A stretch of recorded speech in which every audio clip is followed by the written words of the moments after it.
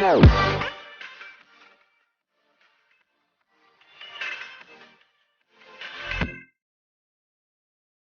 I had the chance to meet with some of the kids in the program today. Where are you? Scream out. There you go. I love those kids. And so what I thought I would do, because they gave me a little bit of time to say whatever I want, is offer you a little bit of some observations for your future. I have 5 little rules that you can follow as you find your spark and bring your spark to life. The first is to go after the things that you want. Let me tell you a story. So a friend of mine and I, we went for a run in Central Park. The Roadrunners organization, on the weekends, they host races. And it's very common at the end of the race, they'll have a sponsor who will give away something, apples or bagels or something. And on this particular day, when we got to the end of the run, there were some free bagels. And they had picnic tables set up. And on one side was a group of volunteers. On the table were boxes of bagels. And on the other side was a long line of runners waiting to get their free bagel. So I said to my friend, let's get a bagel. And he looked at me and said, the line's too long. And I said, free bagel. And he said, I don't want to wait in line. And I was like, free bagel. And he says, nah, it's too long. And that's when I realized that there's 2 ways to see the world. Some people see the thing that they want, and some people see the thing that prevents them from getting the thing that they want. I could only see the bagels. He could only see the line. And so I walked up to the line. I leaned in between 2 people, put my hand in the box, and pulled out 2 bagels. And no one got mad at me, because the rule is you can go after whatever you want. You just cannot deny anyone else to go after whatever they want.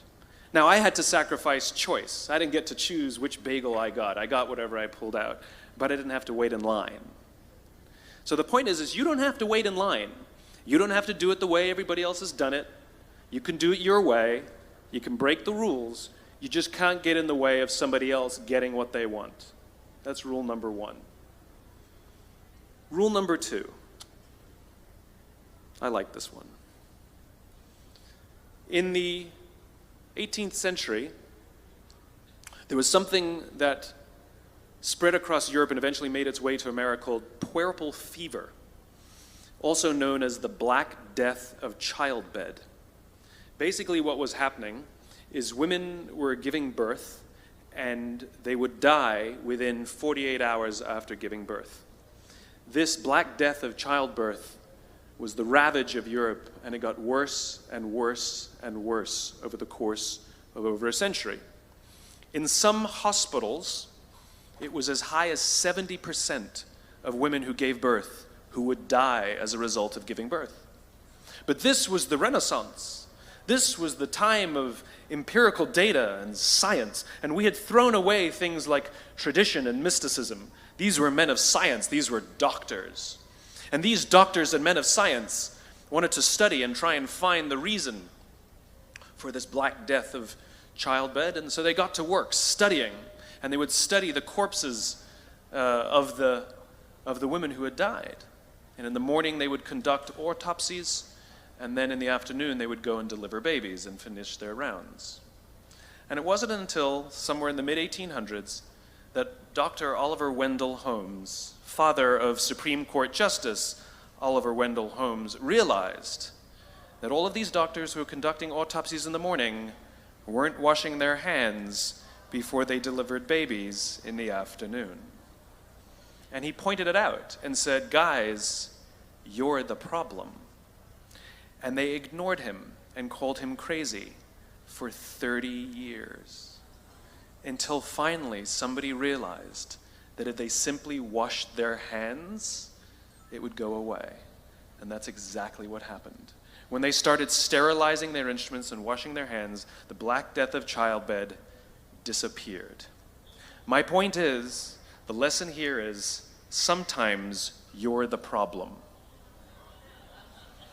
We've seen this happen all too recently with our new men of science and empirical studiers and these men of finance who are smarter than the rest of us until the thing collapsed.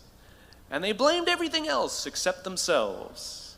And my point is take accountability for your actions. You can take all the credit in the world for the things that you do right, as long as you also take responsibility for the things you do wrong. It must be a balanced equation. You don't get it one way and not the other. You get to take credit when you also take accountability. That's lesson 2. Lesson 3, take care of each other. The United States Navy SEALs are perhaps the most elite warriors in the world.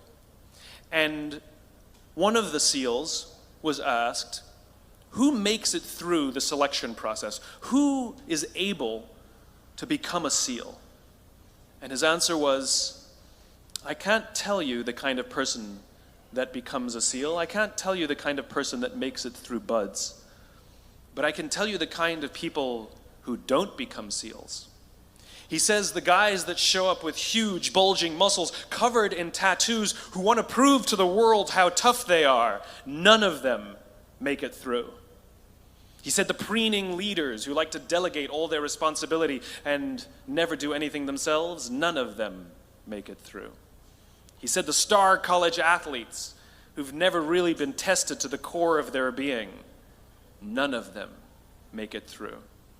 He says some of the guys that make it through are skinny and scrawny. He said some of the guys that make it through, you will see them shivering out of fear.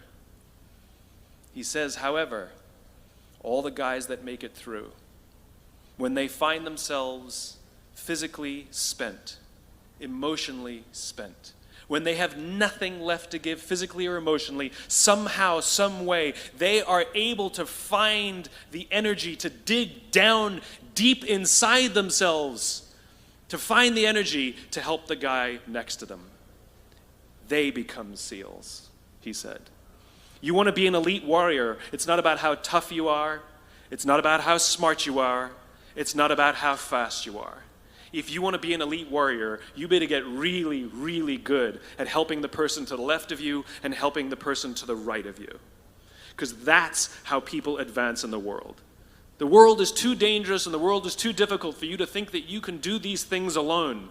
If you find your spark, I commend you. Now, who are you going to ask for help, and when are you going to accept help when it's offered? Learn that skill. Learn by practicing helping each other. It'll be the single most valuable thing you ever learn in your entire life. To accept help when it's offered and to ask for it when you know that you can't do it. The amazing thing is when you learn to ask for help, you'll discover that there are people all around you who've always wanted to help you. They just didn't think you needed it because you kept pretending that you had everything under control. And the minute you say, I don't know what I'm doing, I'm stuck, I'm scared, I don't think I can do this, you will find that lots of people who love you will rush in and take care of you. But that'll only happen if you learn to take care of them first.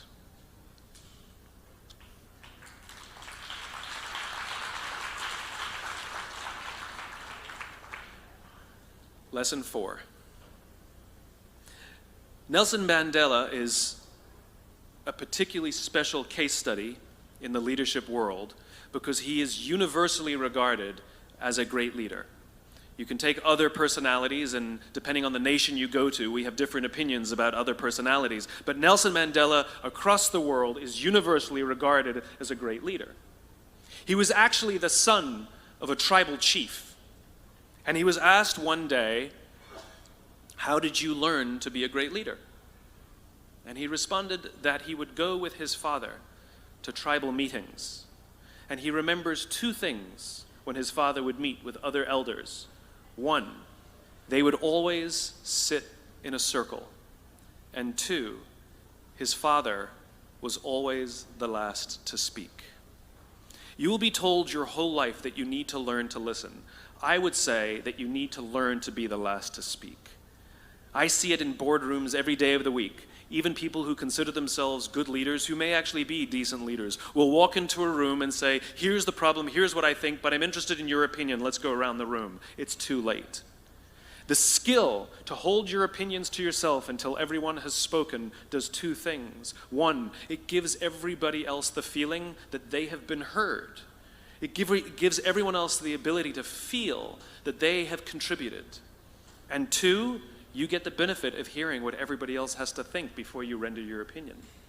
The skill is really to keep your opinions to yourself. If you agree with somebody, don't nod yes. If you disagree with somebody, don't nod no. Simply sit there, take it all in, and the only thing you're allowed to do is ask questions so that you can understand what they mean and why they have the opinion that they have. You must understand from where they are speaking, why they have the opinion they have, not just what they are saying. And at the end, you will get your turn. It sounds easy, it's not. Practice being the last to speak. That's what Nelson Mandela did. Number 5. This is Monty Python. 1, 2, 5, 3. For all the other nerds in the audience. There's one. Number 5. My favorite one of all. True story. There was a former Undersecretary of Defense who was invited to give a speech at a large conference, about 1,000 people.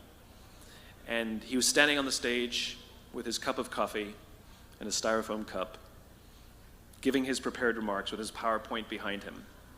And he took a sip of his coffee and he smiled and he looked down at the coffee. And then he went off script. And he said, last year I spoke at this exact same conference. Last year I was still the undersecretary. And when I spoke here last year, they flew me here business class. And when I arrived at the airport, there was somebody waiting for me to take me to my hotel. And they took me to my hotel and they had already checked me in and they just took me up to my room. And the next morning I came downstairs and there was someone waiting in the lobby to greet me and they drove me to this here same venue. They took me through the back entrance and took me into the green room and handed me a cup of coffee in a beautiful ceramic cup. He says, I'm no longer the undersecretary. I flew here coach. I took a taxi to my hotel and I checked myself in. When I came down the lobby this morning, I took another taxi to this venue. I came in the front door and found my way backstage, and when I asked someone, do you have any coffee? He pointed to the coffee machine in the corner, and I poured myself a cup of coffee into this here styrofoam cup. He says the lesson is, the ceramic cup was never meant for me. It was meant for the position I held. I deserve a styrofoam cup. Remember this. As you gain fame, as you gain fortune, as you gain position and seniority, people will treat you better. They will hold doors open for you. They will get you a cup of tea and coffee without you even asking. They will call you sir and ma'am, and they will give you stuff. None of that stuff is meant for you. That stuff is meant for the position you hold. It is meant for the level that you have achieved of leader or success or whatever you want to call it. But you will always deserve a styrofoam cup. Remember that. Remember that lesson of humility and gratitude. You can accept all the free stuff. You can accept all the perks. Absolutely, you can enjoy them. But just be grateful for them and know that they're not for you. I remember getting off the Acela. I took the Acela from New York to Washington, D.C. And I got off the train like everybody else. And I was walking down the platform like everyone else. And I walked past General Norty Schwartz, who used to be the chief of staff of the United States Air Force, the head of the Air Force.